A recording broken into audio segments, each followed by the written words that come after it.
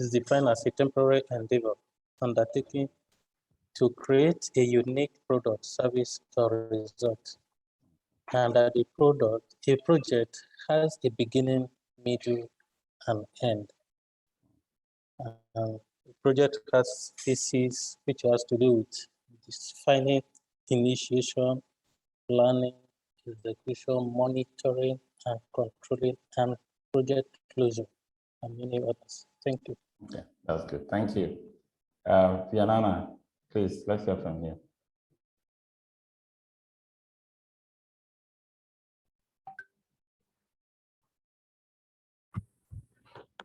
Good afternoon. Good to have you back, sir. Thank you. Good afternoon to the class. Okay, on the last topic, it is the take home for me majorly is on project risk management. And we need to pay attention to the project risks, because if we do not pay close attention to the project risks, then most likely we may not achieve the project objectives. And also another thing too has to do with communication, especially when we have identified who our stakeholders are. We should manage the communication in such a way that they are happy, because different stakeholders will require different level of information and attention. So you also need to know who are these people and clearly communicate in such a way that everyone is happy. Super, excellent. Moses.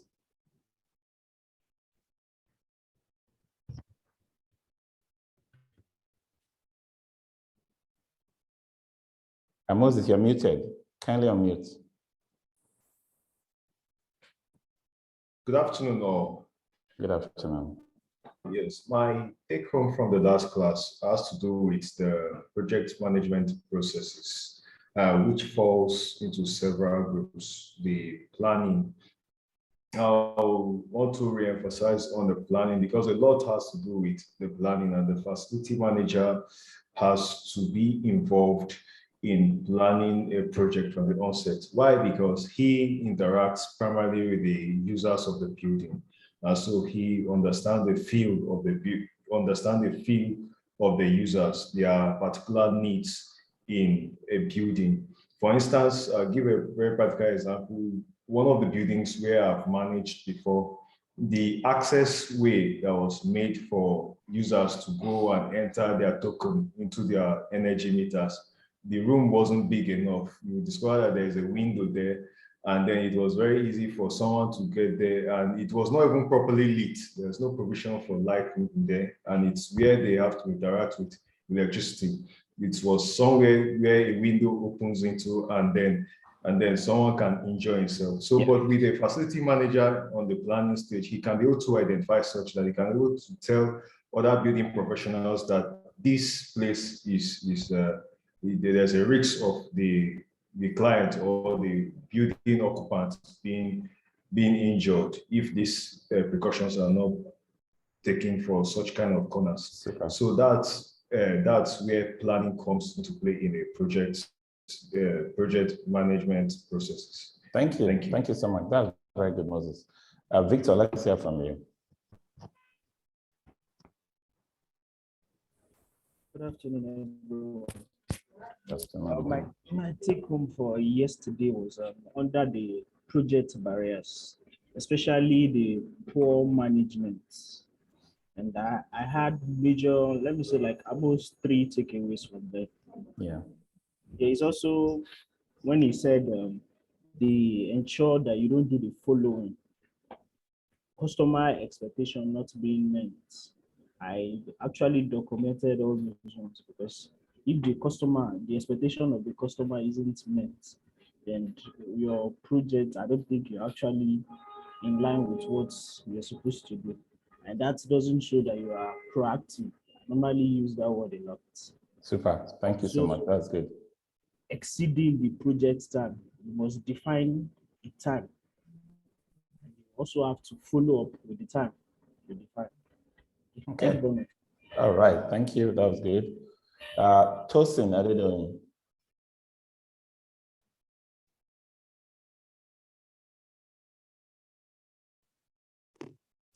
Yeah, thank you very much, sir. Good evening, sir. Good to see you. We missed Good you. evening. Thank you. All right, sir. Yes, for me, it's the closing part of the project. You know, it's very easy to let go some of data or the events that happened during the project. So the contract file, as in the files one should keep for projects, the contract file, the correspondence file, the administrative files, the technical files, the quality management files, the construction.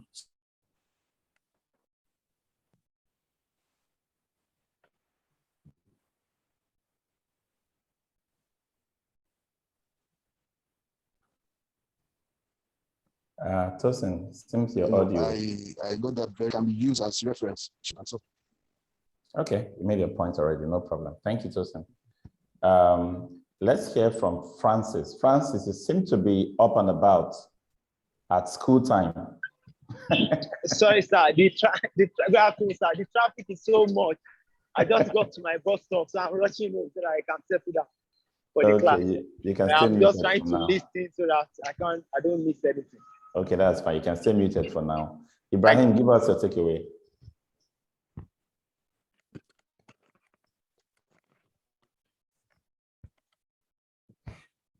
Yeah, good evening, everyone. Good evening. My takeaway from the last class is about the project management process, which are initiating, planning, executing, monitoring, and controlling, and then closing. The initiating, that's the first phase of the project process, which deal with the signing of the project by the sponsors, and then the aim and the objective of the project are assigned. Then the process, that's when you plan when and how the project will be carried out.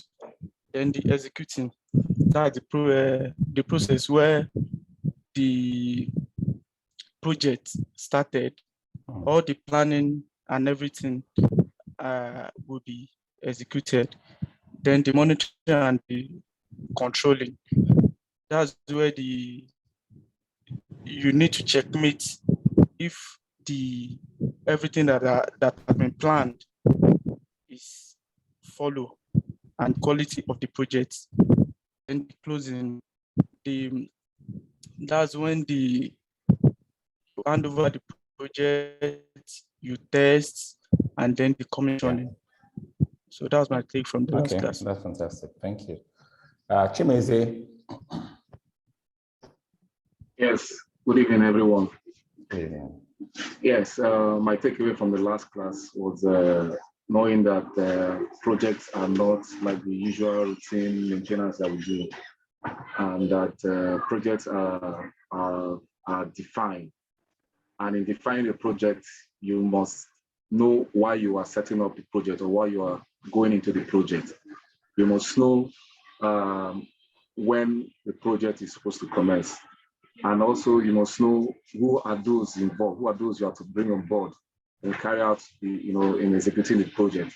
You must know, how you are going to go about, executing the project as well. Yeah. And in doing this too, you need to, keep, from time to time communication with your sponsors and stakeholders, and have a survey where you need to judge yourself on how well you have gone doing so far in the line of the project. Fantastic. Thank you so much. That's good. That's good. Adekunle.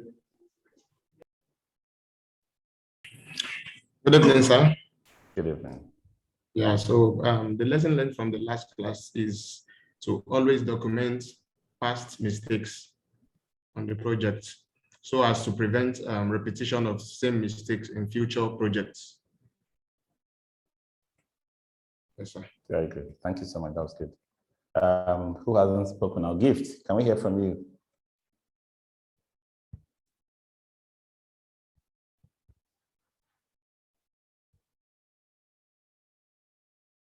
Is Gift there? evening.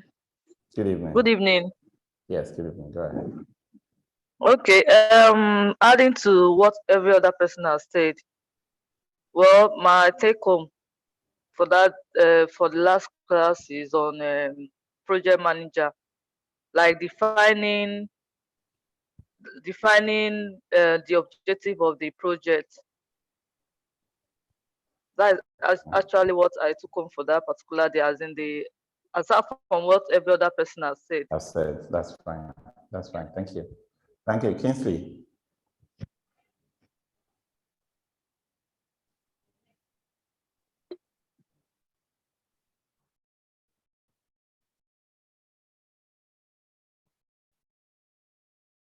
Kingsley, are you there?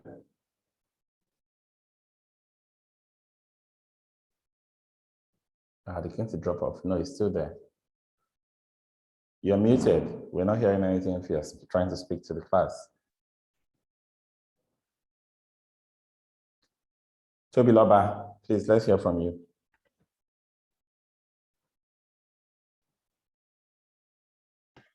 Good evening. I'm sorry, I wasn't in class at the last class. I had my wedding on Saturday. I'm so sorry. God bless you all. Thank you so much. You had your wedding? Thank you so much. Yes, sir. Yes, sir. Are you serious? Are you serious like this? Class. Thank you. I'm so sorry. Can we hear this in passing? It's very, very unfortunate. Thank you so much. Sorry. Should we suspend class and celebrate this matter first? So sorry. Thank you so much. Don't worry, you come and see me one-on-one before I will close this matter. The matter cannot close like this. Exactly. Thank you so much. That's when it's a big deal. Thank you. It's the community we have here. Okay, we'll excuse you from the comments today. Kingsley, can you speak now? The person who's upside down in the video and his name is ASOS, can you please correct all of those errors? Rename yourself with your full name and then get upside up.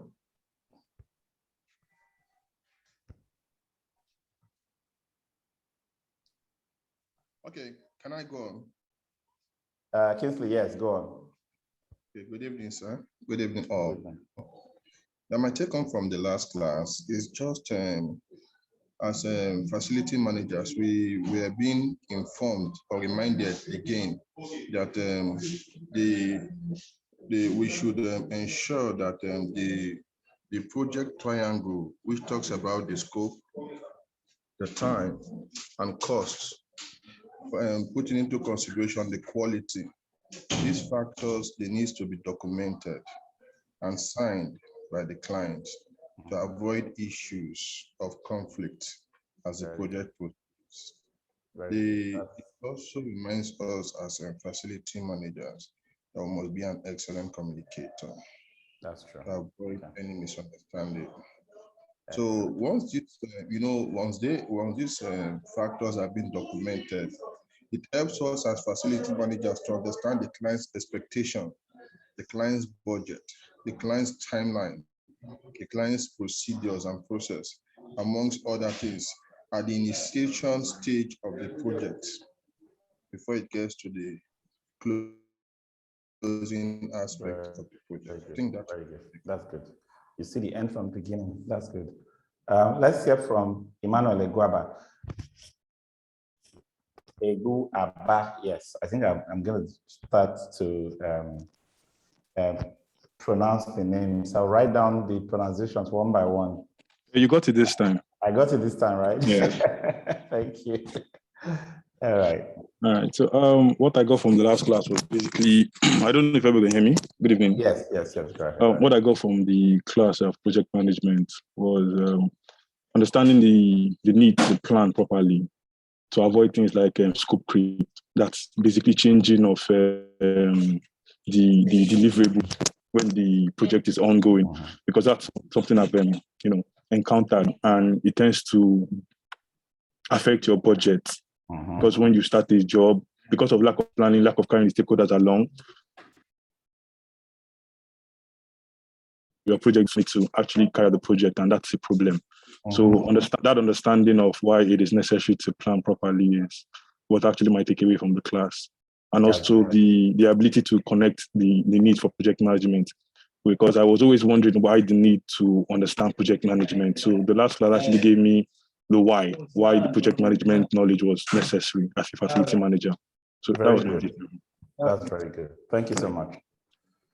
Emmanuel Taiwo, please go ahead and give us your takeaway.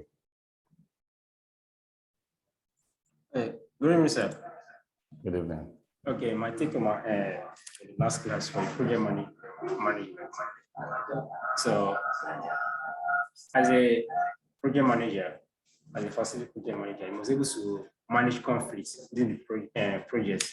That means you need to have the ability to manage people, and in everything you do must be able to manage the time. So time is very important, and the scope of what you are doing, and also all your deliverables. You must make sure that the quality of the project is very paramount. Your project must be based on the client brief, not on emotion. So that's my take home for last class. Thank you. That's very good. Thank you. That's good.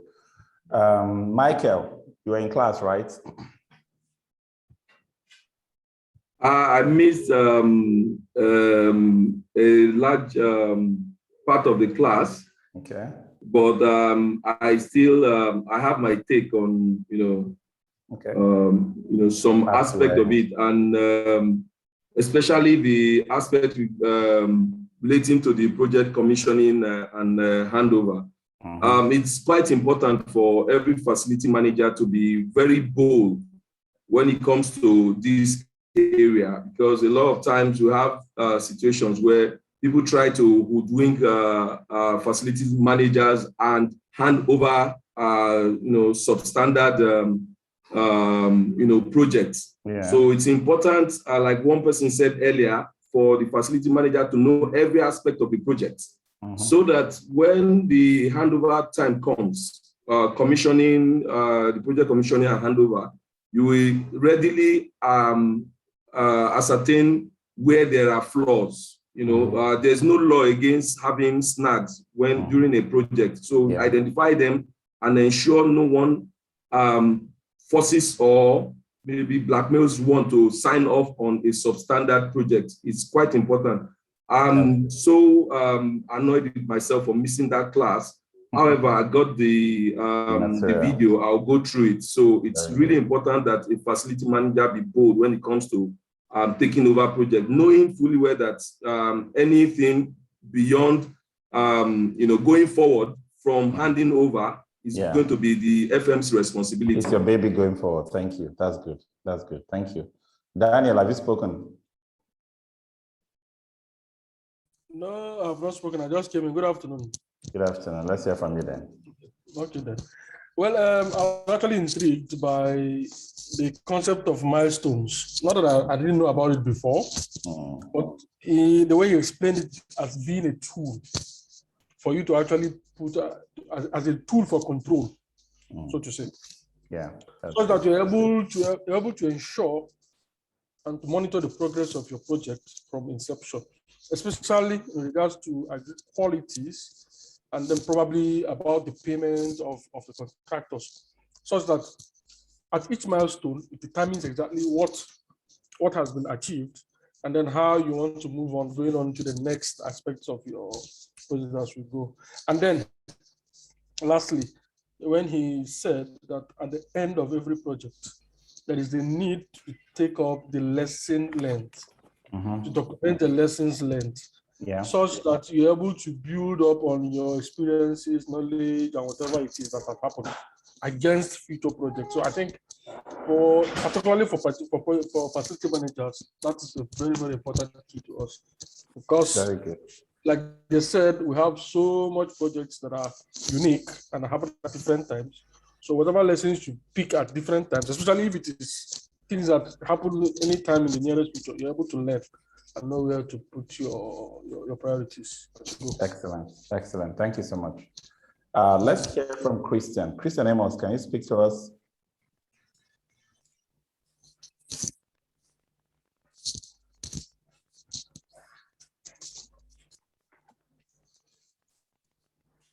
You can unmute if you can. You're not mute. You're not currently able to speak because you're muted.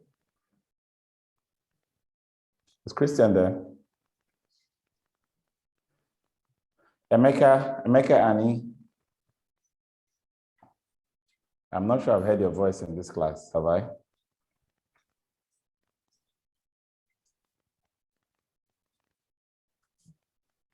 Emeka, you can speak. You're not muted. Go ahead.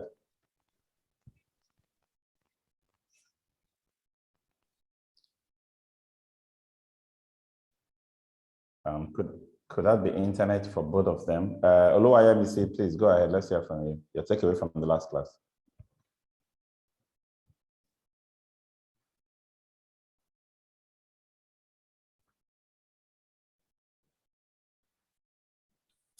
Hello, good afternoon, sir. Good afternoon, Yemisi. Please go ahead. Welcome back, sir. I'm fine. Thank you. Thank you. We learned about the project phase, the phases of the project, from the definition, initiative, and to the end of to the closure of the phases. Then the barriers, the project barriers. Then how to manage people during the procedure, and many other things. Yeah. Very good. That's good. Okay, I'm going to stop here with the feedback from the last class. I see that you've all taken quite a bunch. Razak, let me not miss you, since you seem to have put on your video ready to give us a takeaway. So let's hear from Razak Yusuf. Yes, good afternoon, class. Good afternoon. Yes, my take home from the last class was the definition of project management itself being a temporary endeavor that is aimed at a unique result, and it's always time bound. It has to have a starting and a finish time. Then we talked about the different processes in the project, as from the initiation, where we talked about where the project is being defined, the stakeholders are identified, the scopes are outlined, the costs are estimated, risks are also identified and likes. Then we go to the planning stage, where we talked about the why, where, when, and how, why the project is being done, where it will be done, when it will be done, how and what and who are going to be doing the project. Then we move to the execution stage, where we talk about the plans of the project are put into actions. Then the monitoring and control, where the plans are used as a base guideline for the project to ensure we are still within the scope and the timeline. And then the closure of the project, where the project is being commissioned and the snags are followed thoroughly to be sure that we get the result as defined as the beginning of the project. That's just what I did from last class. Thank you. That was fantastic. You all have spoken very well. There are just 2 points I need to kind of prompt you on about projects. First, you have not planned the project if you've not written anything down. So every time you do all of those, your move, add, change projects that happens almost every week or every month, you must have a document that you can call your project plan that starts with the objectives all the way from planning to the all the way from initiation to the actual plans, where you answer all those what, where, why, how answers into a document that can become a template for how that project will be executed, monitored, reported, and recorded, including lessons learned at the end of the day. So you cannot have a project plan in your head. That's just my point. It's not possible to say, I've asked somebody to come and install a new generator for me, where we know exactly how the generator will be installed. The project plan is in our head. It's not possible. So take it off your mind. You have to actually write to say, I have a project plan. All right? Now, the second point, and this is very important. With all you have in your being, fight against variation of every sort. If you have the mindset that variations are allowed, that variations are acceptable and that they are normal and that we can, accommodate variations in everything we do, you have failed from the beginning. I believe you have given yourself a failure tag, because the extent of success for any project is measured by how much deviation you had from what you set about to accomplish. So whether it is the objectives of the client that change, that led to a huge variation, or it is your planning and execution that fell short, that led to a huge variation, the level of variation is the level of failure or success of a project. So how do you prevent variation from the client side? Understand the client. Document the client's requirement using objective metrics. Get the client to confirm line items of his requirements in writing and signature. And then, if the client comes later with variations or change of mind, and which is free to do, always try to create a risk analysis for every proposed variation the client is proposing. Many clients will tell you, I'm changing my mind from blue, I think green is better. Change to green, right? But by the time you present a document that analyzes what that variation will impact, how much cost, how much time, how many new people, how much chemicals will be involved, whatever impact it's going to have for just that change, and tell the client, are you happy to go on with this change? Many clients will pull back their change when they see a well-documented change impact analysis. So in essence, you cannot tell a client you can't change your mind, but you can control how frequently a client changes his mind during the course of a project, just by doing that little analysis and bringing it back to the client to say, I understand your change, I understand why you want to make the change, this is the implication.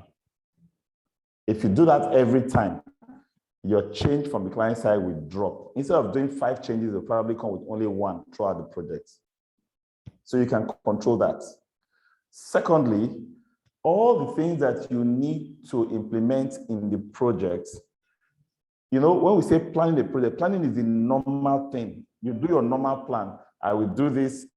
This is supply. This is the lead time for this item to arrive. This is the time it takes to be installed. These are the people that will do it. This is when they would arrive. This is our normal planning. We do the communication plan, the resource plan, the cost and budgets. We do all of those planning, right?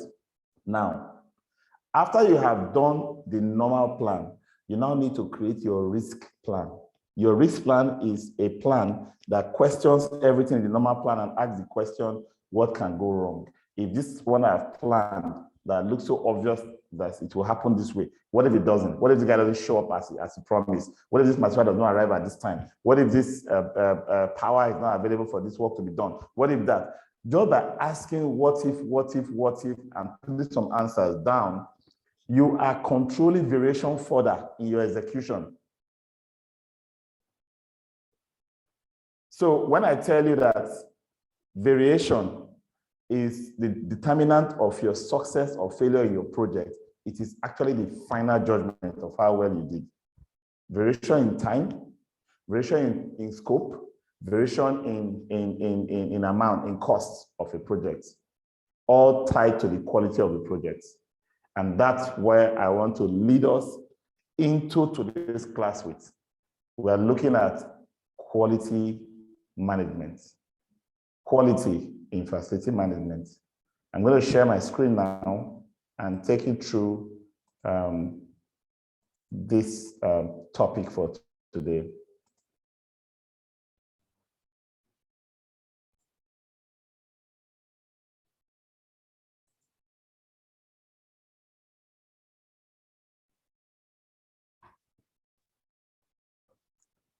Do you all see my screen?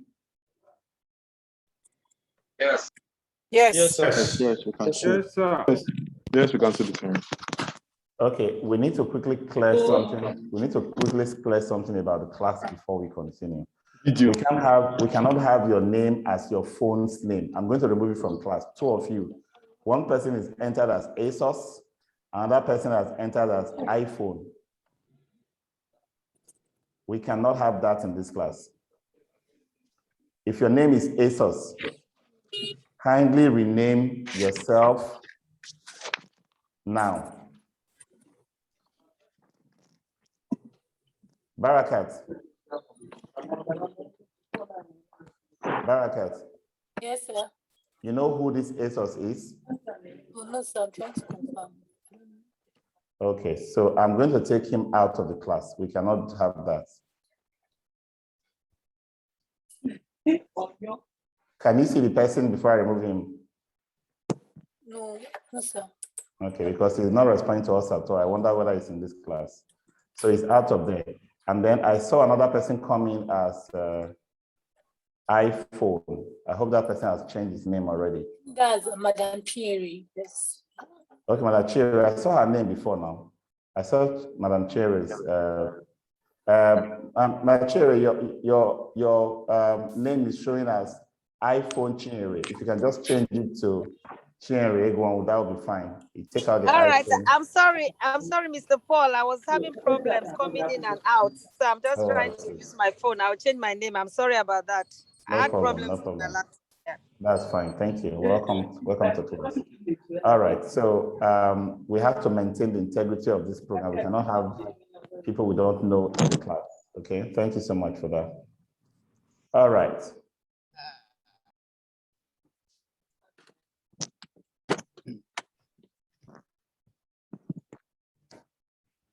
So first definition. I believe you all received the content of this material. Quality.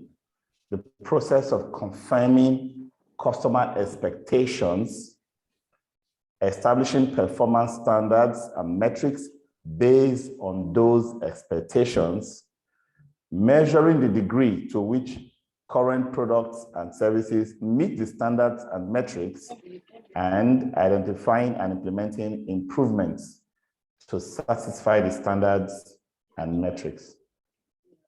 That is the definition of quality. But I'm going to break it down so that you get a sense of how to know whether you are delivering quality or you are not delivering quality. If it's a product, it's easy, pretty much easy for somebody to look at the product and say, oh, this product is has a high grade. It meets certain standards that are set by certain bodies, right? So it's almost straightforward with products because grades are easy to identify. But when it comes to service delivery, there is a lot of subtleness. There is a lot of intangibles, and it becomes very difficult to actually measure and compare between service provider A and service provider B. A lot of times we have issues with an appraisal system, maybe for employees or for contractors. And there's arguments as to, oh, no, I did very well, or I did not do well, or you did well, you did not do well. You know, all of those issues come out of the difficulty of measuring mathematically things that are intangible or, soft services that we provide as facility management. So when we talk about service quality, it is everything to do with the customer. Of course, who the customer is and everything about the customer is another subject for another day. But you as a facility manager, you actually don't have a say in customer quality. You learn it. That's why it starts with the process of confirming customer expectations. But that is bounded by this caveat that you cannot operate below regulatory standard, which is the codes set by law. Everything above the building code or the law of the built environment as enshrined by the constitutions and the laws of various countries and states and local governments, as the case may be, now depends on the expectations or preferences of the customer. And that's why you need to start thinking of quality in multiple ways. For as many customers as you have, as different as their preferences and expectations will be, that is how your understanding of quality should be. You confirm customer expectations. It doesn't mean that you don't prescribe services and service levels. You do. I can prescribe services and service levels specifications. But when I do, it is based on my understanding of the expectation of the customer. If the customer has not given me his or her expectation, my specification of services and service levels will have to come as options, such that I can explain to the customer what is available. And the customer can tell me his or her preference. By so doing, they are trying to marry their expectations with one of the options of services you have outlined. So you confirm customer expectation. You cannot assume customer expectation. A customer that says, I need my office to be cleaned, has said a simple statement that could be interpreted in 1,000 ways. There are so many variables that can be extracted or extrapolated into that statement. I need my office to be cleaned. Now, what is the first thing that comes to your mind? Clean the place, make sure it's spick and span, everywhere is sparkling, and there are no debts that are visible to the eyes. That's probably the thing that comes to your mind first. That's your interpretation of the customer's expectation. But you could be very, very wrong. The customer could say, come and clean my office. And the customer's expectation is that everything should be where they should be when I come in. All the items in the office that have moved position should be rearranged. Orderliness may be what the customer is actually having as his core expectation. For some, it could just be, I want to feel healthy in this place. I don't want to have germs picked up from my tables or from my chairs with my hands. I want to be sustained in my lifestyle by cleaning that does not create cross-contamination, for example. I just give you this example to not assume that you understand a simple request by a customer. You must go ahead to establish the performance standards and metrics based on those expectations. What does this mean? You need to use standards and metrics, which are measurable statistics or numbers or tools that will help you create a boundary around what the customer's expectation is. So provide electricity in my office might have standards and metrics to include a standard of no outage, 24 hours, 24/7 power availability. Could include a metric like, I have so much load that needs to be powered at any one time. This is my peak, this is my off-peak. I don't want to have any disruption. Could include metrics like sensitivity. Can I have changeover time? Or do I need smooth sine wave changing without even noticing? What about voltage fluctuations? I'm only describing the customer expectation. I'm just trying to establish what it means to provide electricity in your office. And until I've done this, anything I'm doing, if all I had is provide electricity in my office is what I've been acting on, is a mistake. That's the foundation of quality. You confirm customer expectations, you establish performance standards. All what I've talked about so far about some of the things we provide as services to our customers are all measurable. They can all be tested, they can all be written down, and they can all be given boundaries. Once I've done the establishing of performance standards and metrics, I now need to measure the degree to which the current services I provide are meeting those metrics. What am I doing at this point? I'm creating a gap analysis. Now I understand the customer. Now I have interpreted my understanding of what the customer expects using these objective metrics that anybody in the world can look at and say, yes, we know what this means. I've confirmed that with the client or customer. Now I'm doing a gap analysis.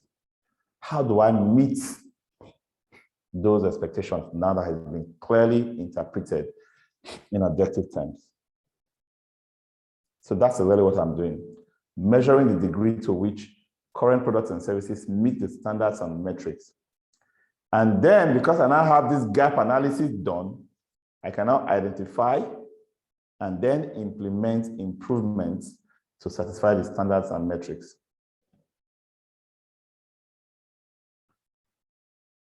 If there is one word that will replace quality or quality management in facility management, that word will be customer. Customer.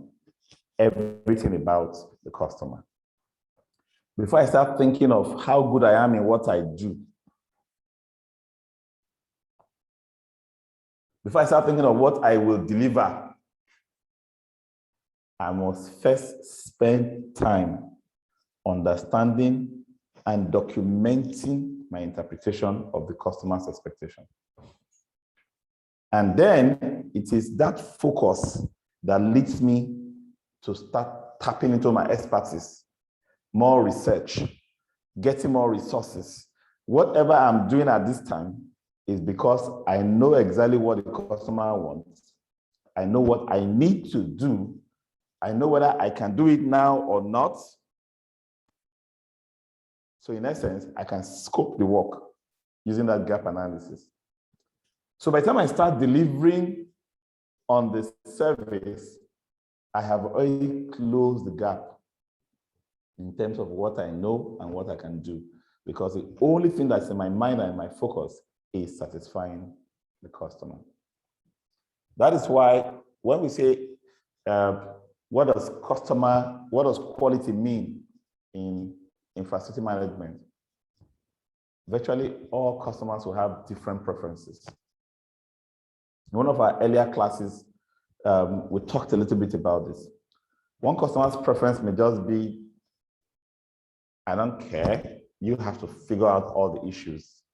By the time the issues get to my attention, you have failed woefully. Another customer may be so impressed by the level of your response when he or she calls you to say something is broken. Both customers are right. If you are now used to the customer that always calls you to respond or to react, and you now get to face another customer that is already pissed at the time he sees any defects, you probably would think, come on, why is this customer being wicked? If you study quality, it tells you that every time you have any issue with a customer in your operation, you must be able to retrace that issue back to the root cause, which is you. Did you spend time to understand the customer? Did you spend time to translate that understanding into established standards and metrics, measurable? Did you take time to create that gap analysis that helps you bring up initiatives and ideas to satisfy the customer? Did you verify all of these steps with the customers as you were going? And are you implementing the improvements that you need to meet the customer's standards and metrics? So no customer can get what he wants or what she wants wrong. You that provide the service can only be wrong in how you interpreted their requirements and how you provided their requirements. So whether it's easier availability, user-friendly, aesthetic appeal, nice features, proven reliability, lower costs, good after-sales service, name it, whatever it is, it can only be prescribed by the customer. It can only come from your users. So quality is not defined by a service provider. Quality is defined by the customers. The customers will be the ones to agree that you understand, agree that you are providing what they need. You cannot have that argument with any customer that you have done well. It's absolute ignorance that makes you have that argument with customers sometimes to say, I have done really, really well. I don't know what your problem is that makes you not to see how well I have done. That is a terrible situation to be in when you have that kind of argument. Never ever put yourself in that shoes. Okay?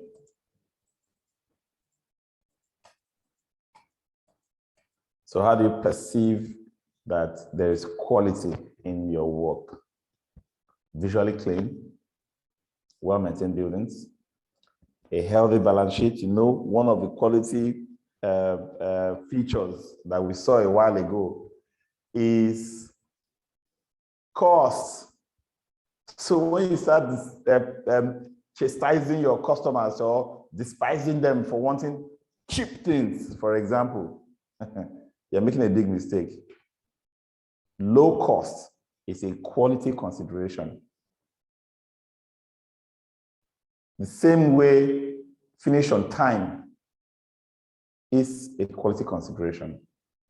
So a healthy balance sheet is work processes that are aligned with strategic direction, not to be doing things in a way that works against strategy of the organization.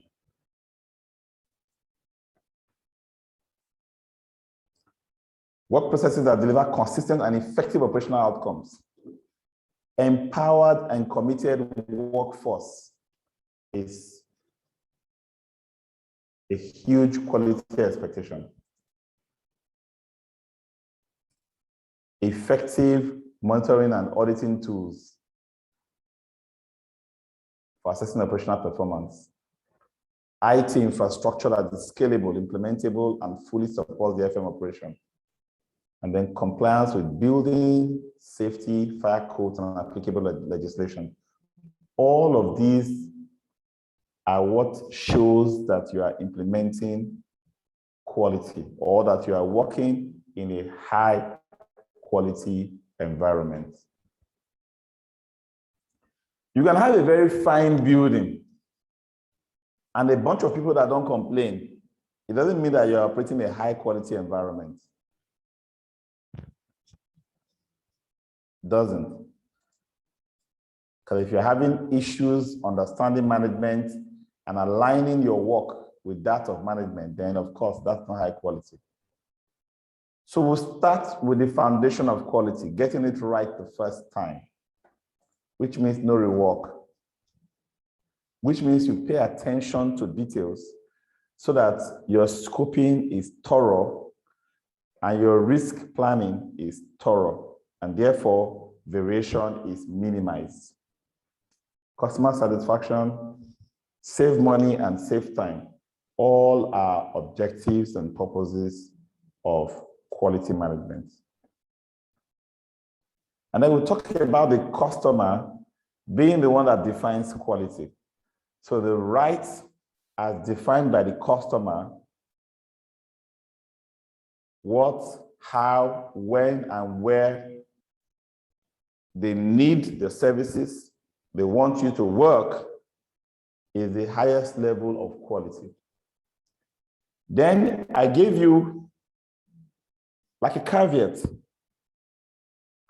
that quality cannot descend below regulatory compliance level. I'll give you a typical example where compliance with code can become the bottom plate or the baseline for quality.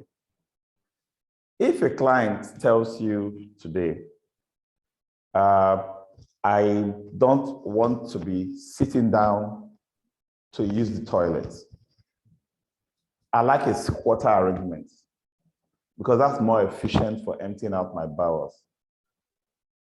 Quality, customer is speaking his expectation. He knows exactly what he wants.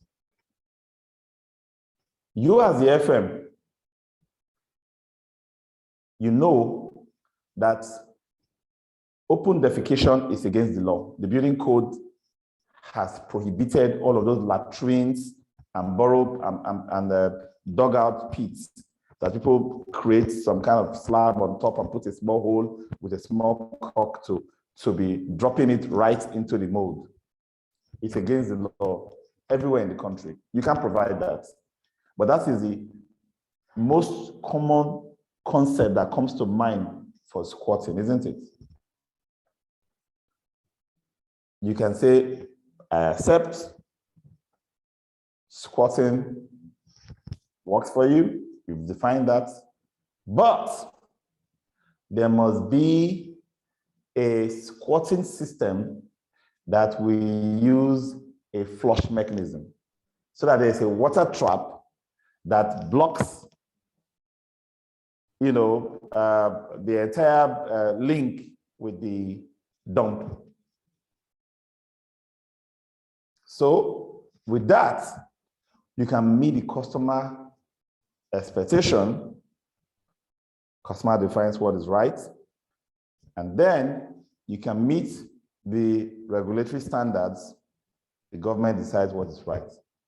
But most of the time, whether it's a regulatory standard, a best practice adopted by a professional body like IFMA and Nigeria, AFMPN, and any other FM association or any other building built environment professional body, they will always set their standards above regulatory standards, because regulatory standard is always written as minimum cable for this, minimum mixture of cement and sand and granite for that purpose, minimum thickness of glass for this purpose, minimum pressure for this, minimum, that's how it's written. So you could adopt best practices and professional standards from professional associations, or even corporate practices and standards of the individual or companies that you work for, but they all will be layers above bottom line. Okay? It's very important that we understand this. Quality is perceptual, is conditional, and somewhat subjective attributes, and may be understood differently by different people. One more point about quality. Because of the perceptual nature of service quality, FMs cannot entirely focus only on their jobs. This is what we deliver. You also need to focus on managing the expectations of the customer. If the customer expects this much and you deliver this much, customer is not impressed, customer is not happy, customer rates you low. Watch the way I keep this hands fixed and I bring customer expectation to another level. Customer expects this much and you do this much. You've not changed what you did, but the customer is impressed, rates you high, gives you all the accolades. What just happened is not a focus on increasing how much you do, but on using communication and relationship management skills to manage the customer's expectation. That's where in our previous class we said, do not overpromise and under-deliver. Because the moment you overpromise and under-deliver, your quality is zero. And when we talked about that as well, we said overpromising is not to promise below the standard set by your agreement with the customer. So service level agreement is the bottom line. That's how far you can under-promise to. If you have an agreement with me that something is going to be done in 2 days or 3 days, that's the agreement we signed. If I have this particular problem, maybe a pump failure, you will make sure that pump is restored within 48 hours. That was a business agreement. The pump fails, and you come and tell me that the parts will need to come from Hong Kong, and therefore it will take 2 weeks. And then you found a way to do it within 2 days. Some maker had it in store, and it was just available, so you were lucky to get it, and you did it in two days. I expect the customer to be celebrating you. No. The under-promise we're talking about is that you promise to keep your word, which you have agreed to the borderline extent of your agreement. So let's try and take that into heart. Getting it right starts with you. You have to have personal accountability, self-evaluation, and reality check. A passionate desire to learn, improve. Of course, it's all about the focus on the customer. But improvement will follow the discovery and application of laws, principles, and best known practices that govern the outcome of a specific behavior. It's input, process, output. You desire a certain output. You will do certain things to get that output. But whatever you do requires certain inputs. If you don't focus on influencing the inputs, nothing you do in the output can become magical to give you, in the process rather, that can become magical that will give you the output you desire. Now, it is also possible, and in most cases, this is the scenario. The input that comes into your process is coming from another party, a team member, a third party, another department, also, and so on and so forth. They will give the input to you that is an output from their own process or their own step. So, if I want to do my job well, I cannot ignore what is happening in the next man's job. That is quality. I cannot ignore the fact that a report that should get to me by 12, if they start compiling it 12 on Friday, for example, if they start compiling it on Friday, there's a likelihood that they will not get it to me by 12. And I may default in sending my report by 4 o'clock. So by Tuesday, and Wednesday and Thursday, and checking with technicians who are supposed to put together daily updates. So that it's just Thursday, they just add the figures for Thursday and give to me at the close of business on Thursday. That will guarantee that I will get my information in time on Friday.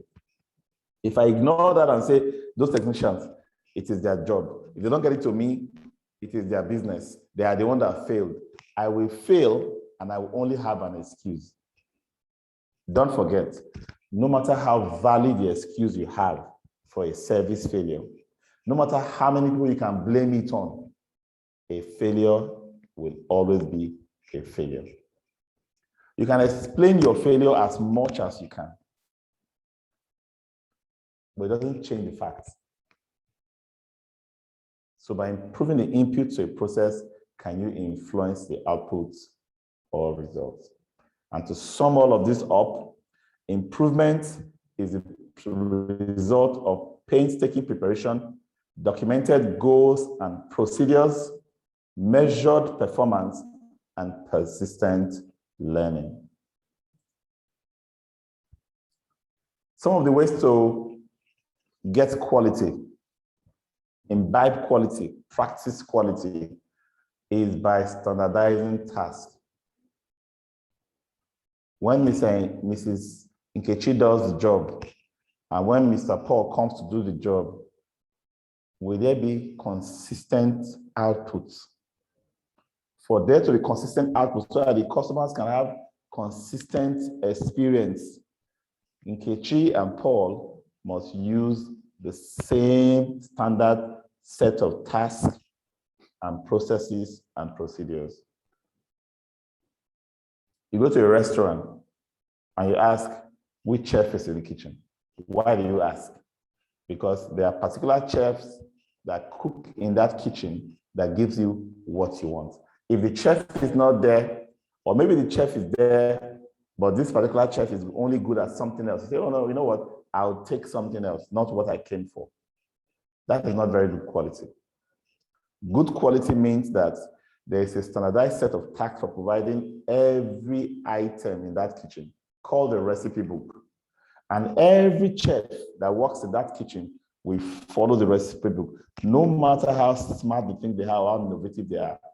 If they are very innovative and they need to change things, they should work on changing the recipe, not changing the meal that they are preparing at the time.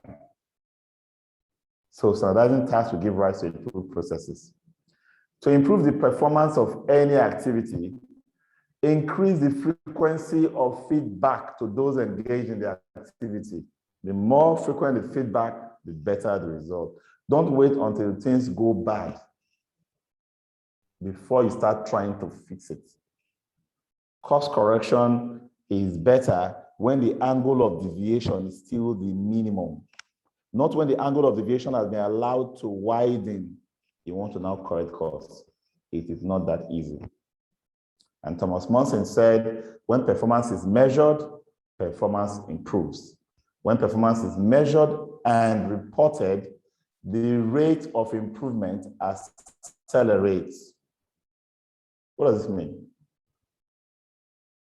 If I'm working and there is no form of that, I'm not taking any numbers to record what I am doing, to know whether I have areas that should be trending upwards, whether I'm actually trending upwards in those areas. There are areas where I should be keeping certain things on a mean without much displacement around that mean. And there are areas where I must be improving by bringing those numbers down. If I'm not measuring, I cannot say I am performing well. Many jobs exist that you might find yourself where just the fact that nobody is complaining about how you are not doing or how badly you are doing, you feel satisfied. That is a failure in itself. You can't grow with such jobs. So you must have something you are measuring. And when you are measuring, it means you are trending to yourself. You are looking at your trend to yourself. You can set goals. You can do certain things to improve in those service areas. Then reporting means that there will be another set of eyes. The moment another set of eyes gets to review what you have done, gets to review your trends, whether positive or negative, that will increase the rate of improvement. Just measuring for myself, I will improve. But when I now report, in addition to measuring, it means I now have an additional check. My rate of improvement will accelerate. Improvement is most likely to happen in an environment that promotes customer focus, clear goals, accountability, scorekeeping, frequent feedback, recognition of personal achievement, and celebration of victories. Let's say this particular line, this last paragraph, explains all that we have spoken about so far about service quality.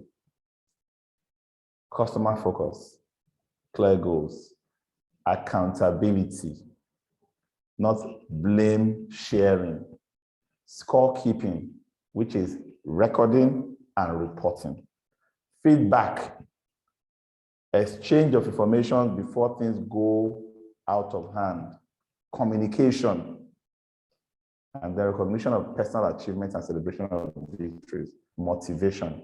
Improvement will be on course in that kind of environment. So we talk about quality and we talk about measure, measure, measure. Thomas Monson already said it. If you're not measuring, there is no performance improvement. So what can you start measuring immediately to start showing that you are bringing quality into your operations and you are ready to rise? Just a few examples. You track your rework. You get a work order, you go and implement the work order, and then the customer called you back to say, oh, it's still leaking. Something went off 24 hours after you did the job. Or as you left, I couldn't use it, something is still wrong. If you get called back to a job, no matter how pleasantly you sound in going back to fix it, count it. That is not desirable. If you're not tracking it, you're not ready to improve performance yet. Customer complaints. When a customer complains, do you record it? Do you track it? Can you tell whether the complaint level is increasing or decreasing? Or complaint about certain services or from certain groups within the buildings and facilities you are managing, how are they trending? What could be affecting or influencing this level of complaints? Are you tracking? Are you monitoring?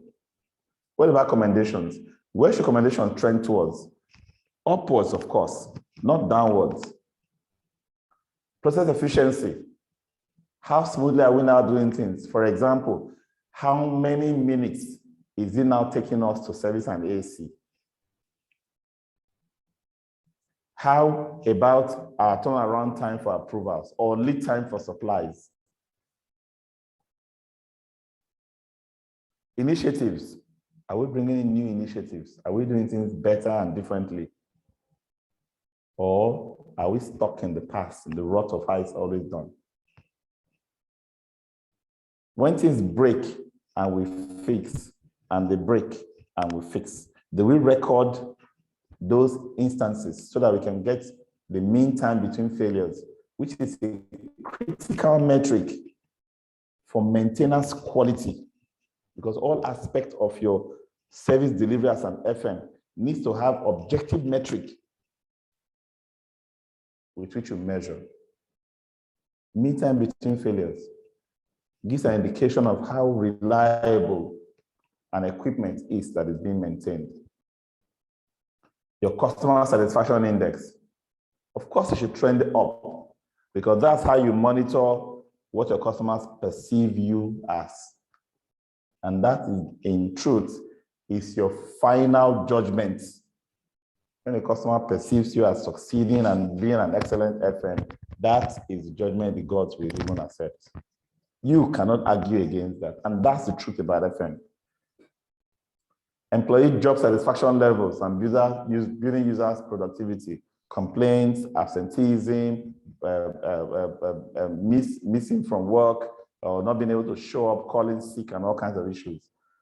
These are examples. You can think of more. The important thing is measure and use those measurements, objective measurements, to rate where you are, to establish gap analysis, set goals to where you should be, and take steps to improve those metrics. Of course, there will be some factors that will affect FM quality. Factors that you don't have control over are the external factors, weather and climate, all of those other considerations are listed here. And then there are some internal factors too that are indicative of the kind of facility you are managing or the environment you are in. Most of this you could do a little about, but the whole idea of talking about factors that influence FM quality is so that you know what you can take advantage of to improve your quality and what you have to battle against or battle with to improve your quality. Knowing the difference between what you can control and what you cannot control is a very big way to set your steps and your goals and create your plan for service quality improvement. Measure, measure, measure. What are you measuring now? A list of customizable FM quality improvement measurement tools within the FM industry. They cover both financial and non-financial categories, and there could be hundreds more. What this simply tell you is you should be able to have objective numbers that describes your operation. All of those, we are doing very well. Our building is well maintained. We don't spend too much money. Our costs are reasonable. They all mean nothing because you cannot use those words to compare facility A with facility B or facility manager A with facility manager B. You can't use those words. Sometimes you even do facility condition assessment where you've done all the inspections and you look at the report and you say, oh, I'm so satisfied. My building is properly maintained. We are looking good. The defects are not very many. Based on what QI measurement tools? So a few of them are here: cost per square foot, cost per labor hour, supply costs, those are the financial ones. Number of employees per square foot, kilowatts hours used per building, per time, per day, per person. Those are called energy use intensity measures. Sick days per employee, lost time, to injuries, so many things. So many. In fact, this list can get up to 100 very easily if we sit in a workshop setting and say, everybody generates what we can measure. The reason I'm stressing these things to measure is do not have reporting systems that are verbose. I've used weekly highlights in my FM career where you just write stories. This week, everything went well. There were no problem. No major customer complaint. We serviced this, we maintained that, we did that job. Everything is fine. Submit it as a weekly report. That report is trash. That report is absolute trash. There is nothing in that report that I can use to measure your today and compare it to your yesterday. There's nothing in that report I can use to measure what you are doing and compare with what another FM is doing in the same organization or outside the organization. There's nothing in that report that helps me to measure how your building is performing compared to how other buildings around you, away from you, are performing. That is the reason why verbose story kind of reports are not useful. You must think up measurement tools things that can be measured and recorded, that can be used to align your service delivery with management expectation, with client expectation, alignment with strategy. That's quality. And the truth is, FMs that learn about quality on time and practice and imbibe them in their work, their rise to the top of FM hierarchy is very fast. Very, very fast. You can understand this, start practicing it, and you go for any interview and be told your price is too high. A company that is willing to pay $250 for that job, if you tell them it's $450 you are looking for, they will pay you. They will take you. They will find the money and make sure they keep you. Why? Because they can easily link the value you will be bringing with their investments in you. That's the truth. An FM that imbibes or practices this and starts on time will always get approved because your analysis will always come with objective facts and figures and numbers that impresses management. Many FMs don't know the power of numbers. When you don't know, it is very, very powerful. When you say, this is where I think we should go, the next question will be, why do you think so? And you can come up with numbers and metrics that show where we're coming from, that show all the hurdles that we've had, that show why we are not achieving our goals. And you now say, if we tweak this and that and move in this direction, we will achieve our goals. You will be listened to. Not all those, I feel like this has not worked, it's not been working, everybody has been complaining, let's just try a new approach, let's just do, you're just talking rubbish. You're just talking trash. To make sense, you must have been documenting data about the past. You lay those data on the table and say, this is data that I have analyzed from where we are coming. These are the reasons we've not been meeting with our objectives from the data. And these are the key drivers of success or failure for this objective. Come on, you are speaking a different language.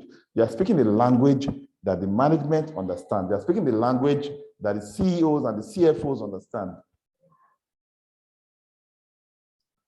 And quality affects your team, your workforce. If you deploy quality as a concept, as a way of doing your business and running your organization, you will see that your staff will imbibe it and they will become loyal and committed to your organization. Some principles, they are guys' quality. Treat employees as they would want to be treated. I'm sure you've all heard of the golden rule. Treat others as you want to be treated. That is now an outdated rule. We're not talking of a superior rule to the golden rule, which says treat others as they will want to be treated. With open communication as to what work and quality standards are expected of them, in such a way that they feel valued and as an important part of your FM operation, with courtesy and respect. We are in an industry that is the worst when it comes to respecting people. You know why? Because people at the lowest level of society are the ones that work for us.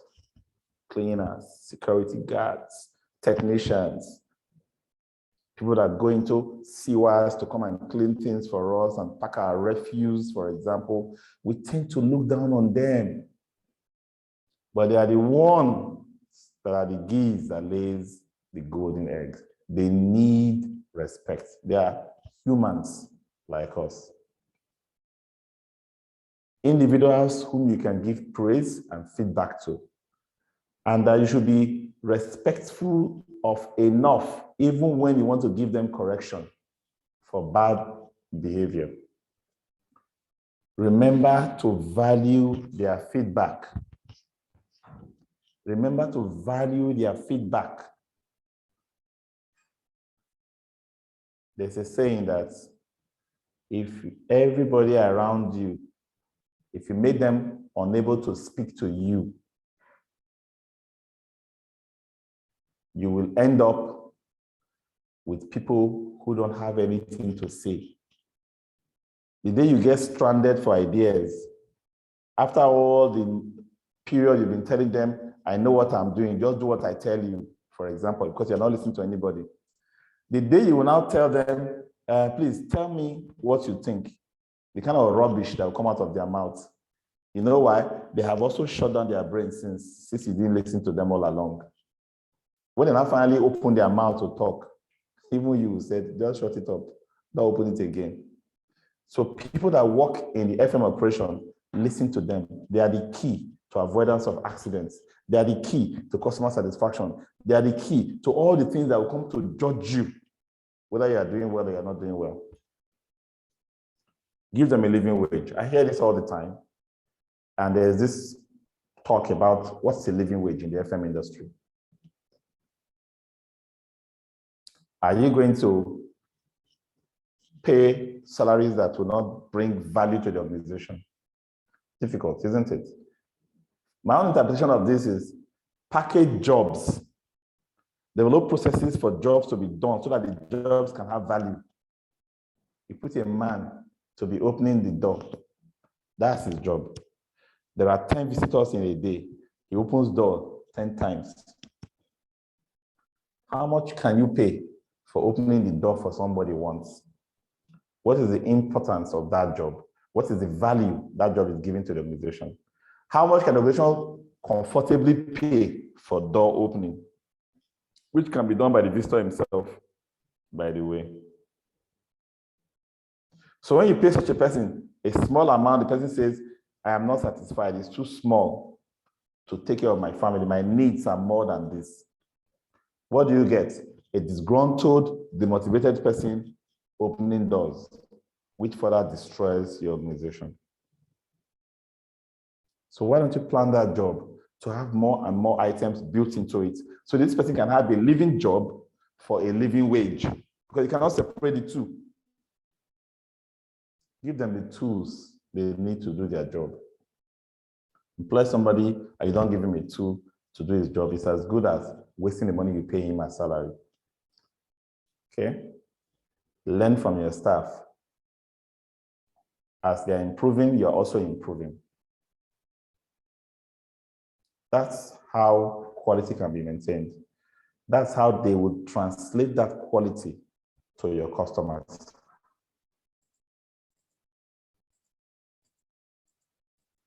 And when you do, they'll be more engaged, you get more feedback, they'll give you more ideas, they will leave less, you'll have less reasons to hire and fire, and you have increased productivity. Now, all of these good things that come out of quality in the workplace does not mean that you will not have dubious people. You will do all you can, and they'll just have that agenda in their head. People who you cannot trust because they have something they are holding back. They have other plans that do not include commitment and loyalty to your organization. There's very little you can do about that. But for every day somebody's still in your employment, in your team, do your best to give the person the highest quality experience. And then training. Do not assume that people know what they should do because that's their title or because they have been doing it elsewhere before. As they come to work for you, provide a training program where you understand the job that needs to be done, you review what the individual can do, you provide a training plan to cover the gap that you have identified and ensure that they actually get trained. And service quality is described into agreements. Service quality is not something you just come about to meet. It must be written down, using the same objective metrics we described into standard agreements. Those agreements could describe service quality in terms of prescriptive. This is how I want you to act and perform this service. Or output or performance based, where I'm looking at output, specifically looking at what me, the customer, wants to get out of the service. I'm not interested in how you will do it. That's prescriptive. It's what I will get. Why prescriptive will say, wipe my table, because I want my table to be clean. Output will say, I want my table always clean. Whether you wipe it or you brush it or you scrub it or it's your business. Then if I now bring in performance based, I'm now going to tell you how I'm going to measure what you have done, comparing it to what I want. For example, what kind of test or check or record will I need on ground to show that you have done what you should do to give me what I want? So it doesn't matter whether I am informed about what you are going to do or whether I'm just about what I will do, which is output based and I'm focused on. It's a way to measure the outcome. And then there's benchmarking. Because you cannot be an island to yourself, you cannot be a one-man know-all. You need to be able to benchmark what others have done. To be honest with you, nothing you are facing as a challenge today that you are trying to achieve that has not been done before. Learning from other people in the same team, other teams in the same organization, other organizations with similar teams is a way to do benchmarking. You identify the key performance indicators, you measure performance of the company's facility operations, and then you compare what is the best in class. What is my own performance? How does my own performance compare with best in class? And then I begin to pick out one process at a time, collect data, and begin to work on how I can make those improvements. That's basically what benchmarking is. Getting insights that I can use to compare with what I'm doing, and then making steps to improve in the areas that I'm not doing well. There are other areas where I will do benchmarking, and I will find out that it's been how would I put it? It's me that has been doing well. People are learning from me. I'm going to take a little break, and when we return, we'll look at quality control tools and the other aspects of this lesson. Thank you.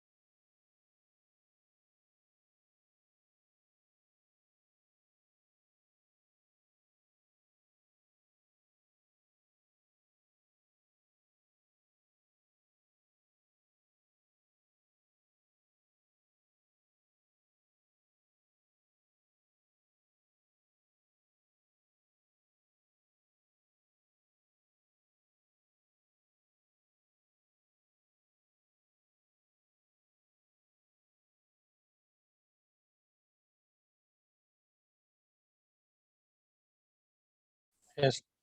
Yes, please. Let's proceed. Good, good, good. All right. So just going to introduce you because we've been talking about how to measure, how to acquire data, how to analyze data to make decisions and make sense out of what's happening around us. All of this we can do by using statistical quality tools. There are some tools for organizing and communicating numerical data. There are some for processing information for decision making. How do you pick and analyze data? How do you process the data and present it in such a way that it supports a position? So that's what we're looking at this point, because I know when we talk about maintenance strategies the other day, many of us can relate with the fact that we take data from our generator, we record the temperature, we record the fuel levels, we record all kinds of things. I will just keep recording and recording and recording.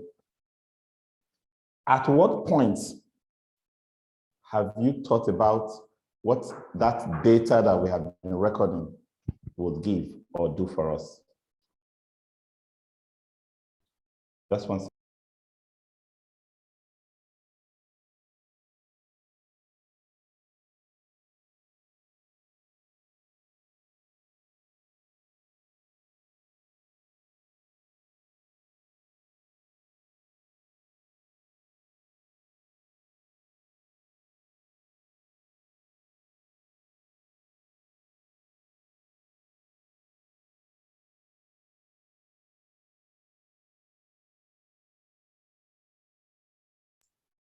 Okay, so Pareto charts, check sheets, scalar diagram, control charts, histogram, flow chart, cause and effect diagram. We're just going to introduce them as things that we should be using to make sense out of the data that we should be accumulating, okay?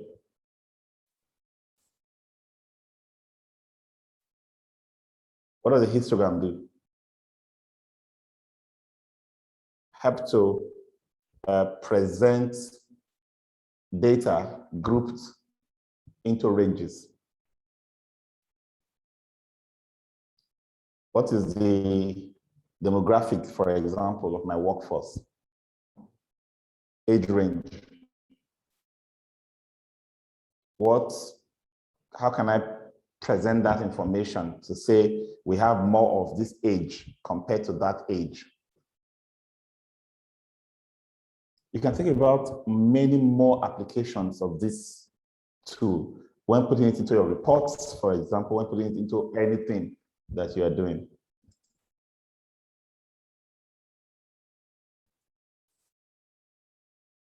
The check sheets. If you're having issues upon issues in the facility, it's one thing to know how many total complaints or requests came in. Another thing to know how many of those were from this type of service or that kind of service or this kind of trade or that kind of activity. Or even how many happened at this time of the day or this time of the week. You can use check sheets. Create a small spreadsheet where you just tally. At the end of the day, you get a sense of which is giving you more problem and which is giving you less problem of all the things you are trying to deal with. Okay, somebody asks you to try and solve one of your biggest problems today, you probably will just take the most recent big problem instead of looking at the one that is most repetitive because you've been tracking, or the one that has the impact on the largest number of people. It could be just one problem, but it has impact on the largest number of people. And you probably need to deal with it first because its impact is more immense. And the root cause analysis. Just using asking questions at several levels to find out why we have an issue, why we had an advantage or disadvantage. And then flowcharts. We talk about standardizing as one of the guiding principles of quality management. How do you standardize? You write step 1, do this, step 2, do that, step 3, do that. Can I take those step 1, step 2, step 3 and put them in a flowchart to make it easily presentable? So that when Mr. A is not there, Mr. B is coming, you don't need to read all those steps line by line, just see the flowchart. How do I put a procedure for making decisions? If this, then that. If not this, then this. I use a flowchart to analyze that and present it to the team. It just makes it easier. It makes me more professional. Pareto charts. You have this issue, and that issue, and that issue, and that issue, and you probably are trying to solve the one that is the one with the least resistance. The one that you can just solve that one and count, I've solved one problem. But you could also put in the effort to solve the one that has the greatest impact on people. Pareto chart is what you can use to make such sorting. In this particular chart, for example, there are seven issues. Should I deal with the shrinking clothing? Should I deal with the clothing fading? Should I deal with the size limited? Or should I deal with the packing difficulty? Sometimes you may just ignore one that is giving you the biggest problem because probably the end this problem is not listed among that one. The impact on the highest number of people is not what you are using to make your decision at that time. If you say, I had to do A before I did B, and somebody says, why? Can you have an objective tool to say, this is the reason why I did A before I did B? Because what the Pareto principle simply says is 20% of your efforts will give you 80% of your results. And the reverse is also the case. 80% of your effort is giving you 20% of your results. So if I find something that gives me a big result that affects my KPI to a very significant level, should I prioritize it? Yes, that's what Pareto principle is. But the only way I can show that is to actually chart the results from all my activities so that I can put that on the ranking that shows me if I spend time on that, I will get a better result overall. Cause and effect. Something happened, what caused it? What's the implication of this on that? That's what cause and effect does. Some call it the fishbone diagram, Ishikawa diagram. That's from the guy who invented, the Japanese guy that invented this approach of how to think and create processes. Because at the end of the day, it is the root causes that they are trying to deal with and their impacts on the main effects or the main issues you are dealing with. And then scatter diagram talks about correlation. Is there any correlation between, for example, when it rains and when we have certain type of complaints from customers? Or is there any correlation between energy consumption and the heat level outside? Those are the kind of things we're talking about. They need to be correlated. Because the data is there, you plot them and you can get a sense of which is leading to what. Control charts. Things that need to stay within a mean, within an average, upper limit and lower limits. If you're tracking them, you get a sense of something that's going to go out, things that stay within the range. That's what control chart does. So if I keep recording the temperature every day of my generator, and I'm not having a control chart to analyze that temperature, I don't know when it's trending to go out of range. I don't even know what your past limit is or the lower limit of that generator. I can't have a control chart in the first place. So the numbers I'm taking don't mean anything. That's why you can keep taking numbers from your generator and the generator will go bust. because there was nothing you were making out of the numbers you were taking. You didn't know what was going out of range. So this is a very important discussion, key performance indicators. I don't know if it's in this class, I think it is. We've talked about the differences between service levels and key performance indicators, SLA versus KPIs. Why SLA describe the level of service, the scope and specification of a service, how well a service is being done. The key performance indicators talks about the relevance of the service to the organization's goals, the criticality of the service to the mission of the organization, how important that service is. So if I take a cleaning SLA, it will be how clean is the environment. I can have all those breakdown to describe objectively the cleaning levels. But a KPI for cleaning is how important, what is cleaning contributing to achieving the goal of my organization. For example, if my organization makes a goal or a strategic objective for everybody to be productive, which means they should be well all the time, cleaning can track a KPI like how often do people fall sick in this environment? And how many times in those illnesses can they be linked to environmental hygiene? That is a KPI for cleaning. Environmental hygiene that leads to people's illnesses or not, that contributes to productivity in the workplace and people's availability to do their jobs. So you could have a set of KPIs for many different types of services, but their service levels for each service will be different.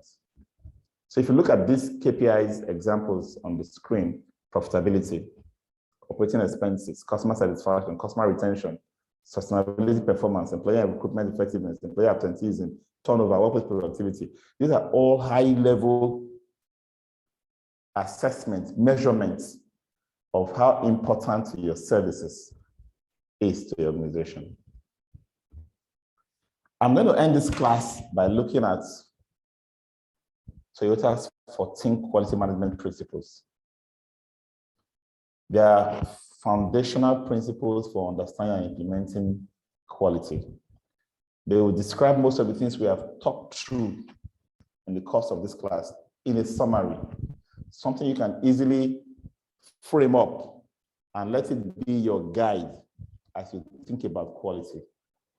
Number one, base your management decisions on a long-term philosophy, even at the expense of short-term financial goals. Long-term thinking. Don't use shortcuts.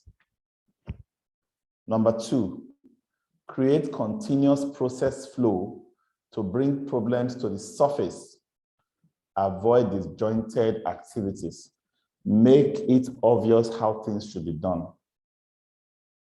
Don't leave things to the whims and guesswork of people. Use pull systems to avoid overproduction. This simply means deliver to meet customer requirements. Focus intently on the customer and understand what the customer wants, and deliver what the customer wants, not what you feel the customer wants, not what you think the customer deserves, but what the customer wants. Level out workload. Maintain balanced workload across resource pool. Don't have workers who are idle while others are overworked. That's a failure of management. And why does that happen in our teams today? We have people that we have created, bunched them into silos. You've called him electrician. You've called the next one plumber. You've called the next one AC technician, carpenter, aluminium. And because you've called them those names, you have boxed them into this is what they can do and this is what they cannot do. And because of that, you have an unbalanced workload. If you rename all of them building technicians, and you cross-train them to know everything that each person knows and does, you will be able to bring back balance to your team. There is nowhere else in the world where what we are doing in Nigeria and Africa is still being done. Somebody will say, oh, I'm the one that does electricity. The next person say, oh, I do plumbing. It's only valve I replace and block leakages. Where is he learning from? What is the risk in what he is doing that the next man cannot be taught? Most of the artisans you work with were all apprentices who observed and understood by watching what others have done. Why would you break down your team to such silos?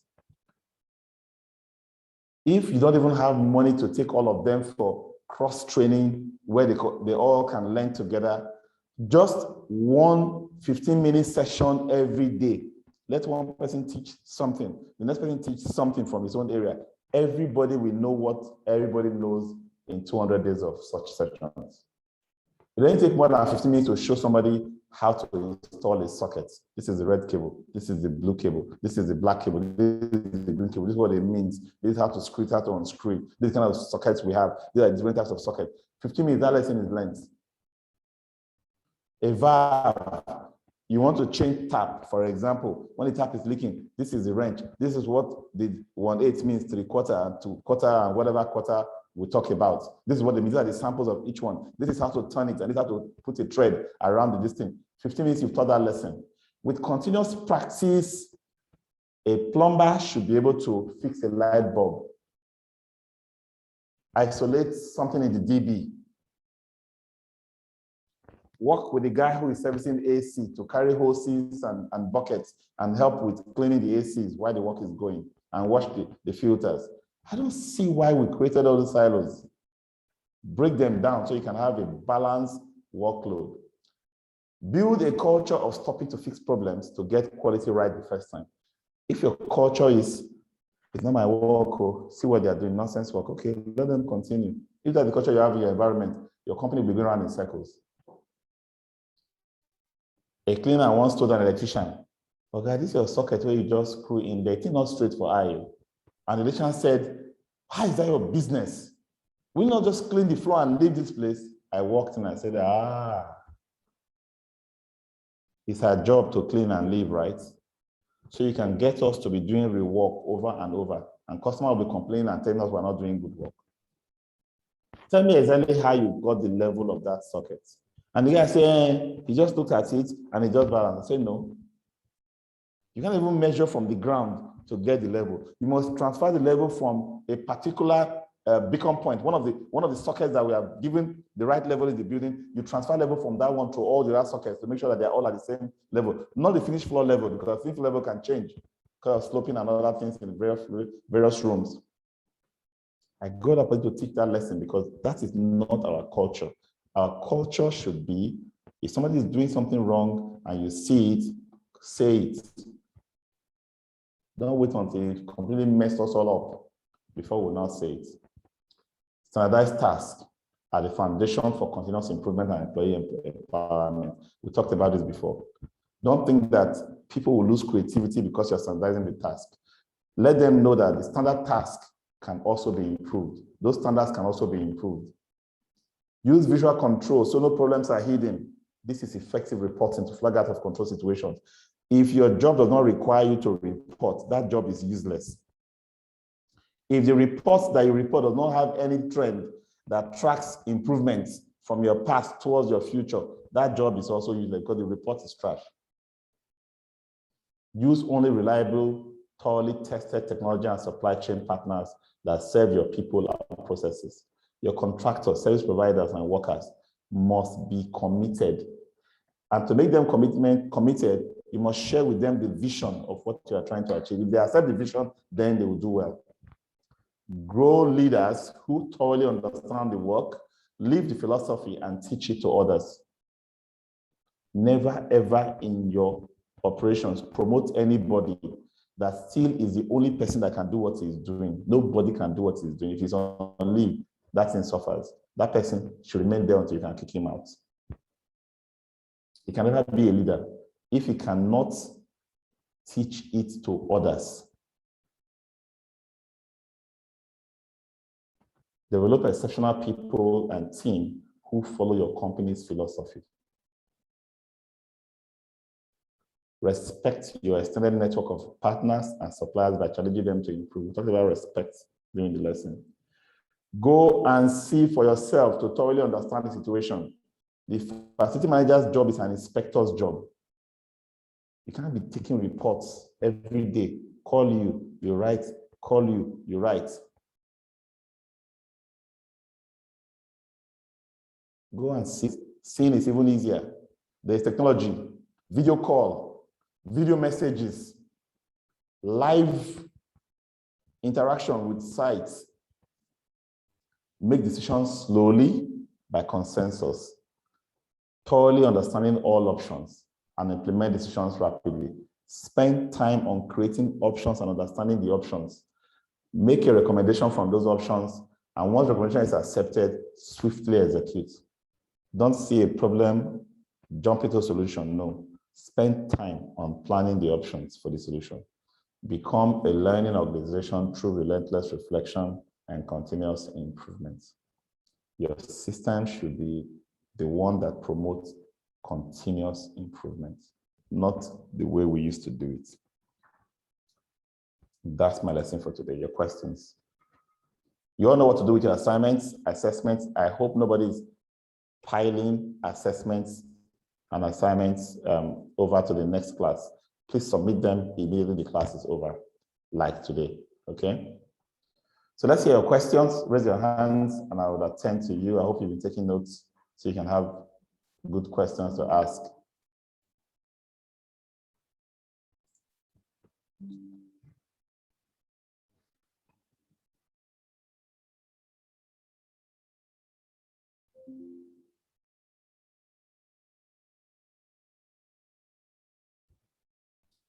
All right, Emmanuel, go ahead. My question has to do with benchmarking. I didn't quite get what you were trying to point out with benchmarking. So I was hoping if you could just throw more light on it, because I didn't get it. Okay. Thank you. Benchmarking is a process of copying what others are doing better than you. Okay. And to copy, you have to first of all identify someone else, some other department, some other company that are achieving the things you want to achieve. And then look into what they are doing differently and use that to come up with what you can do differently or do better. That's what benchmarking is all about. Okay, that's basically like mentorship, both and facility management, like learning from your others.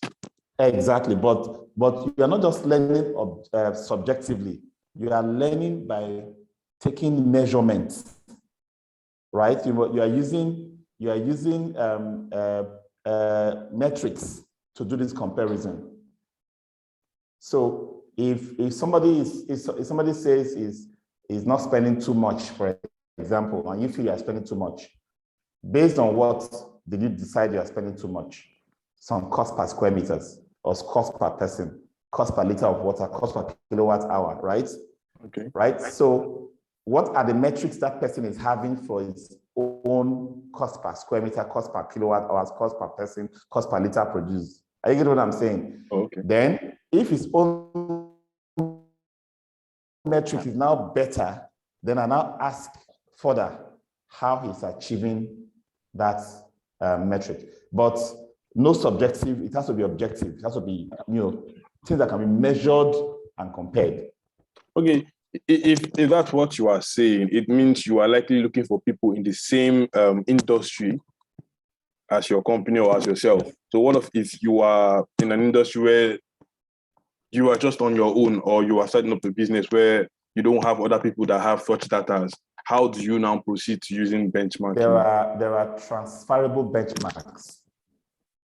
Okay, there are transferable benchmarks. There are some benchmarks that you can adopt from anywhere that may not be specific to your activity or your business. For example, you could be in all industries, right?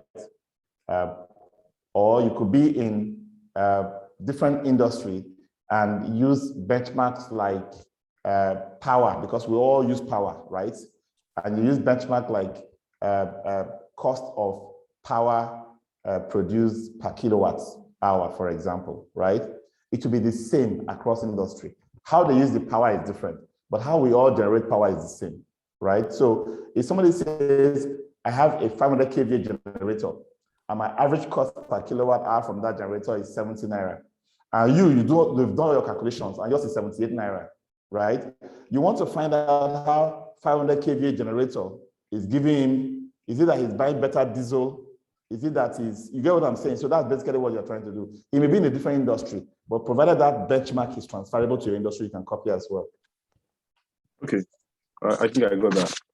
Okay. My second question has to do with the quality control tools that you were talking about. Yes. In the document we have, it says used for organizing and communicating numerical data. Then the second one, flow chart and cause and effect, used to process information for decision making. How does flow chart and cause and effect diagram help to process information for decision making? That I'm not sure about. So there are certain logic that you can use a flow chart to present. For example, if I am doing a flow chart for let's say a maintenance procedure, okay? I can say step one box, step two, the next box, step three, the next box, right? But I could get to a box where a decision needs to be made. If it is below 220 volts in the reading, do this. If it's above 240 volts in the reading, do that. You get what I'm saying? I use flow chart to introduce logic that helps you take decision along that process flow. Understood. Understood. Thank you very much. You're welcome. Victor, Sergeant, go ahead. Thank you very much for the lecture. So my question is under the quality improvement tools. The 5 whys. I don't really know the 5 whys. That's what I'm asking. Okay. Can you explain? Yes, I can. 5 whys is actually a tool for reaching to the root cause of any issue. When you ask why, and you get some reasons, and you pick each of those reasons, and you ask why again, and you get some reasons, and you pick each of those reasons at the 3rd level, and you ask why again, you get some reasons. That can help you get to the bottom line of a problem. That's what 5 why is about. There was an accident. What caused the accident? The driver was not looking. That's the first why. Why was he not looking?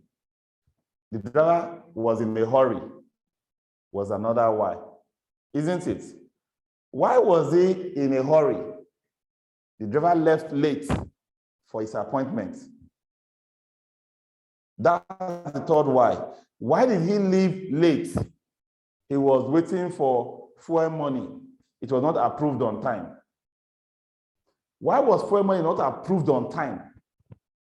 There's a process that says the driver should apply for fuel money, and then fuel money will be approved by 3 managers, and that manager was not on seat, and so on and so forth. Why was that manager not on seat? I can go on and on with whys, right? At the end of the day, if I take only one line, one angle to that problem, I might end up changing the process for approval money as a solution to accident. You see how far the approval money is from the accident. But by solving that problem, I might end up with a driver who lives on time, a driver who is not in a hurry, a driver who is not distracted, and therefore looks well, and therefore no accidents. Because I found the root cause and I modified the process at that point, my 5 whys have solved a bigger problem by tackling the root cause. Okay, thank you, sir. And one more, sir. Yes, Still under the quality improvement tool, the yes. 6 Sigma. Yes. Okay, Six Sigma.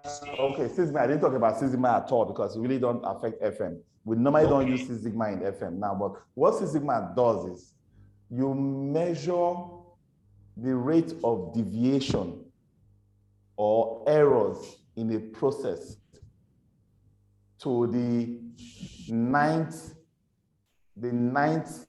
decimal. I don't know how to put it. 0.0000 to 6 places. That's what you are trying to trace error to. So it's very highly, it's a tool that's used in a precision environment like medical, pharmaceutical, aeronautic, engineering, and some other environments where you are producing and you have to measure deviations to very minute level to prevent errors from coming to pass, yeah? Thank you, sir. You're welcome. So I didn't talk about it because it's not relevant to FM, but it's a statistical tool used in operation in other industries. Chimezie, go ahead. Okay, sir. I would like to know if there is a general or global standard for fair living wages. I'd like to read the standard, how to measure it. You know, when I was talking about standard, I said there is the regulatory standard, which is the bottom line. Now, in fair living wage in Nigeria, the bottom line is 30,000. That's the law that says there's a minimum wage. You know, there's a law like that. Yes, sir. Yes. So based on that law, you can't pay anybody lower than 30,000 a month, right? Everything above that is to the discretion of the customer. But what I'm teaching you as an FM is, even that minimum wage is not enough to keep a family going, even in an environment like Lagos, for example, right? So what do you now do? Instead of focusing on how much we are paying, focus on the value of the job that needs to be delivered. What can I do to make a job worth 60,000, to make a job worth 90,000? So I just can do all of this and earn a living wage, instead of giving him a meaningless work and looking for a meaningful wage to pay. That's the point you need to focus on, because you're a business leader. And as a business leader, there's no sentiment in business, right? So if you are creating a team of lousy people who are not doing much, only to complain that the salary they are being paid is not enough, you are the problem to the organization. You should be fired.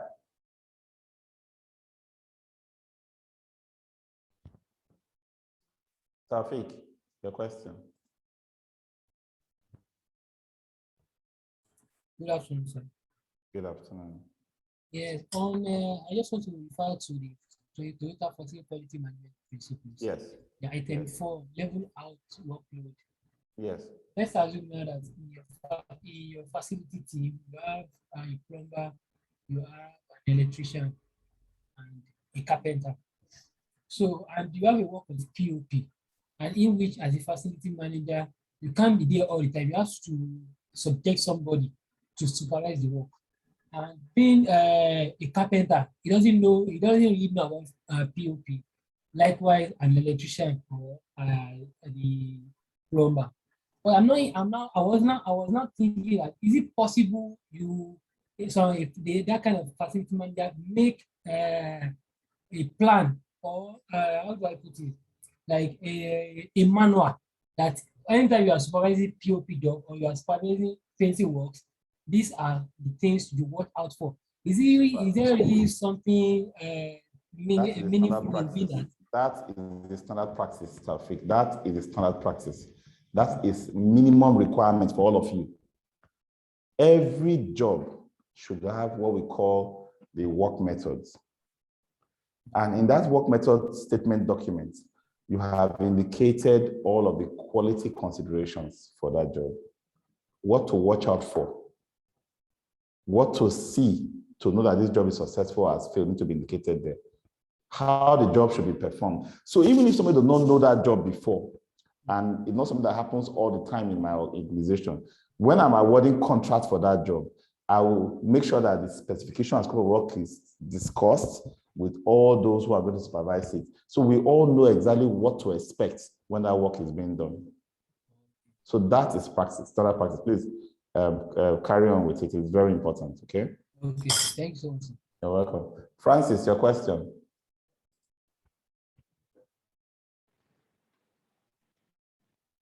Good evening, sir. Good evening.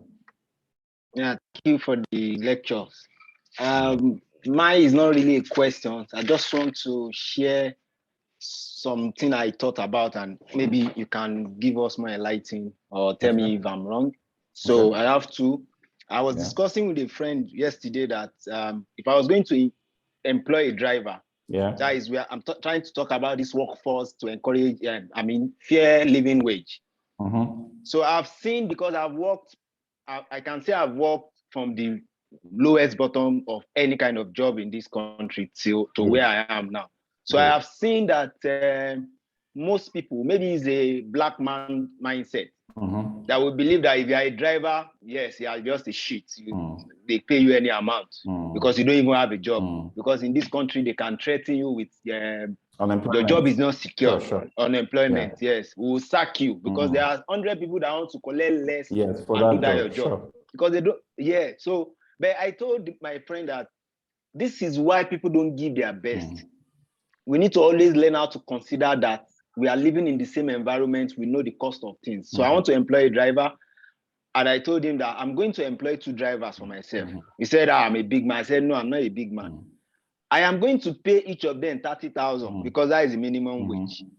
Instead of paying one 50,000 and overusing him, and he feels that this guy is just using him.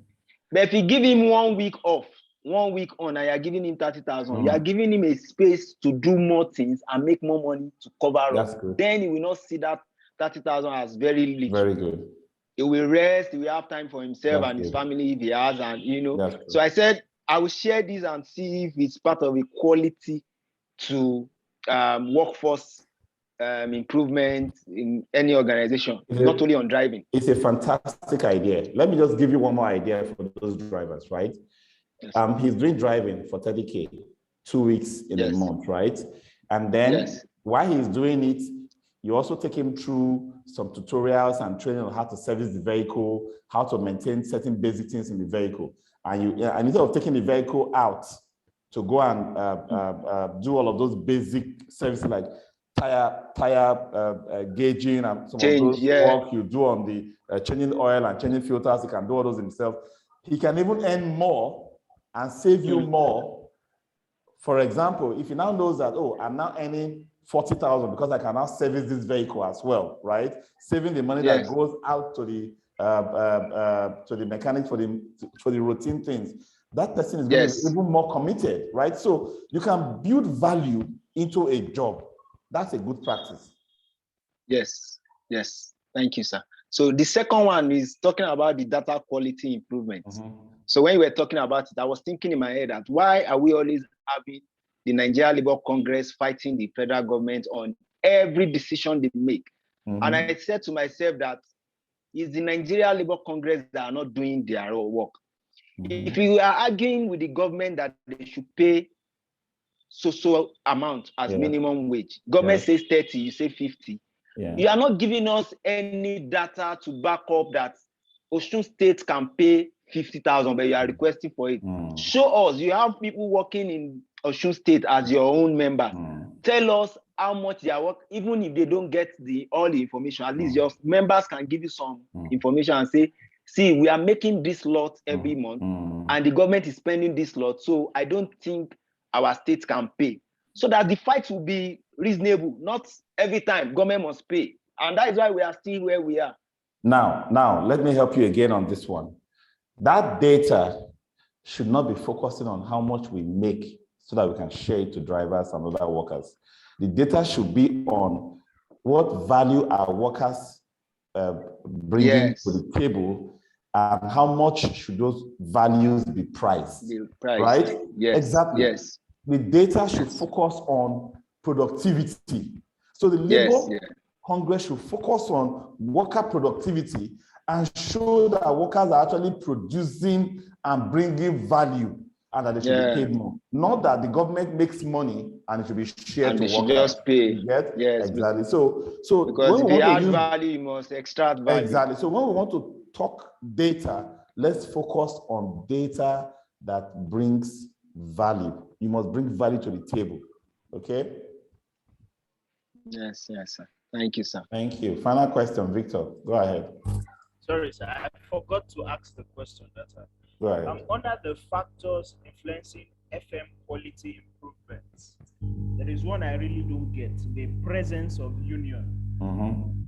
If you could shed more light on that. It just draws close to what Francis has described.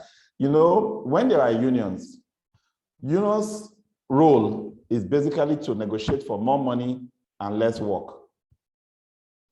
And if you have to come up with a lot of innovations that now requires people to spend more time, policies like no overtime payments, for example, unions will fight it, right? So there are a lot of things you cannot do under a unionized environment when it comes to quality. You have to pander to the whims of the unions. So that is a factor that you cannot control. Thank you, sir. You're welcome. All right, guys. Have a Yeah, sorry, sir. Please. I'm sorry. I have one question to ask, sir. Hello? Hello? spend the remaining of the evening doing your assignments, and I'm sure you'll have a bye. Hello, sir. Somebody's trying